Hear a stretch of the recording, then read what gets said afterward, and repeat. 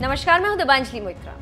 गलवान घाटी में चीनी और भारतीय सेनाएं आमने सामने और इसके साथ ही साथ बातचीत भी जारी है। इसी बीच चीन में भारत के राजदूत ने चीन को साफ शब्दों में ये संदेश दिया है कि चीन हद में रहे। भारत के चीन में राजदूत ने चेतावनी देते हुए कहा कि बॉर्डर पर अगर चीन फौज बढ़ाने की कोशिश की तो न सिर्फ शांति प्रक्रिया पर असर पड़ेगा बल्कि दोनों देशों के संबंधों को भी नुकसान हो सकता है।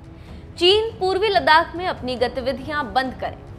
चीन में भारत के राजदूत विक्रम मिस्री ने न्यूज एजेंसी पीटीआई से बातचीत में शुक्रवार को ये बातें कही। मिस्री ने आगे कहा कि बॉर्डर पर चीन के सैनिकों की हरकतों से दोनों देशों के संबंधों को लेकर भरोसा कम हुआ है। ये पूरी तरह चीन की जिम्मेदारी है कि वो रिश्तों को लेकर सावधान रहे और तय करे कि आगे क्या करना है। चीन को भारतीय सैनिकों की नॉर्मल पेट्रोलिंग में रोक टोक नहीं करनी चाहिए। मिस्री ने लद्दाख में गलवान वैली पर चीन के दावे को भी खारिज किया और कहा कि इस तरह की झूठी बातों से चीन को कोई फायदा नहीं होगा।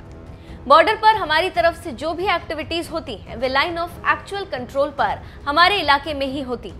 चीन को गैर जरूरी एक्टिविटीज रोकने की जरूरत है। ये चौंकाने वाली बात है कि उन्होंने उस सेक्टर में भी हरकतें की जो कभी विवादों में नहीं था। यहाँ पर हम आपको ये बताते चलें कि चीन के गलवान वैली पर दावे के जवाब में भारतीय राजदूत ने ये रिएक्शन दिया है। भारत में चीन के राजदूत सुन वेडोंग ने गुरुवार को कहा था कि बॉर्डर पर तनाव कम करने की जिम्मेदारी भारत की है। इस पर मिस्री ने कहा कि हमारी तरफ से ये साफ है कि अभी जो स्थिति बनी है उसके लिए चीन जिम्मेदार है। अप्रैल और मई में लद्दाख में एलएसी पर चीन की एक्टिविटीज बढ़ गई थी। इससे हमारे जवानों को नॉर्मल पेट्रोलिंग में भी दिक्कतें हुई और तनाव की स्थिति बनी। तो आप समझ सकते हैं कि भारत ने बीजिंग को ठीक से समझा दिया कि हद में रहे, नहीं तो जवाब तो करारा ही मिलेगा।